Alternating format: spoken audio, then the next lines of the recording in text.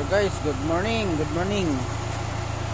Ah, testing na po tayo guys. Bali alas 4 kahapon pinasukan ng preyon. Alas 4 kahapon nagload ng preyon. Ayan o. Ayan, umaga, testing tayo. Ayan, maandar na siya guys. Yung hybrid aircon natin, maandar na. Lamig. Hindi naman siya mainit. Malamig naman si compressor. Malamig oh. Nagtutubig na guys oh. Ayan oh, nagtutubig. It means malamig na talaga. Ayan guys, working na siya oh. Ayan, nagtutubig. Ayan, yung pressure natin nasa 100. 105. Ang suction side nasa 35. Masyado malinaw. Ayan, 35 at saka 105.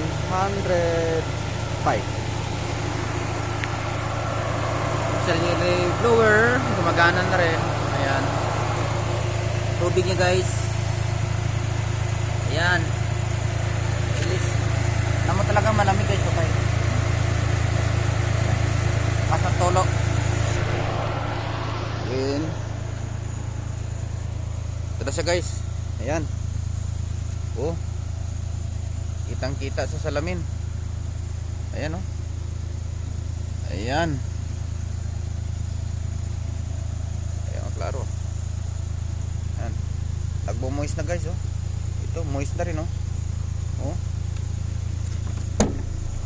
bali nakasit lang yan sa ano guys, ang lamig. 18, nilagay ko sa 18. Tapos ginumber 1 ko ang pan kasi medyo matakaw sa battery.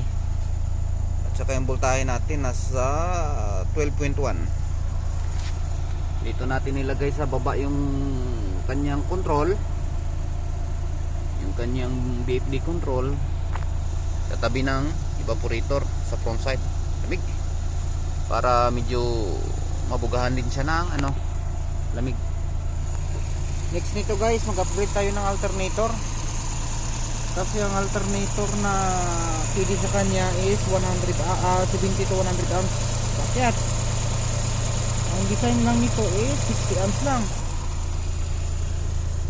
60 amps, so mababa siya sa capacity niya during idling. At saka mag-charge headlight kulang. So another next project naman,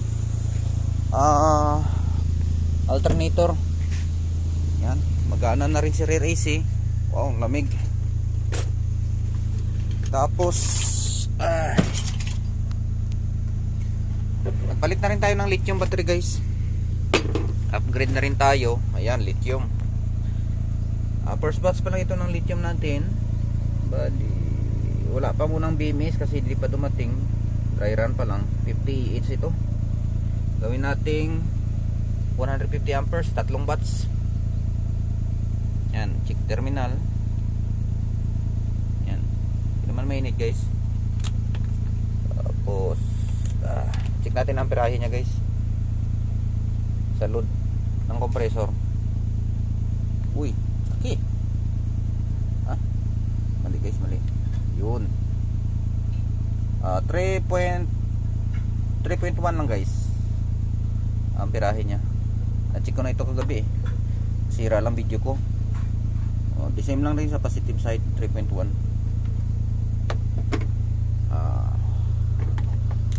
Dagdag tayo noon sunod ng ano guys. Ay update natin sunod kung malagyan na rin yan ng BMS at saka proper setting ng LiPo4 na battery. Yan, gumagana na yun. Pinaghirapan natin na almost isang buwan na rin. Yan, lamig-lamig. Malit na sasakyan, malaki ang aircon, malamig. Magana na siya guys. Wala kasi akong temperature meter eh. Yan lang guys. Ito kita mo sa bintana oh. Ayun, nagmo-moist dito sa driver side. Oh, nagtutubig oh. Ayun, na siya guys. Update next.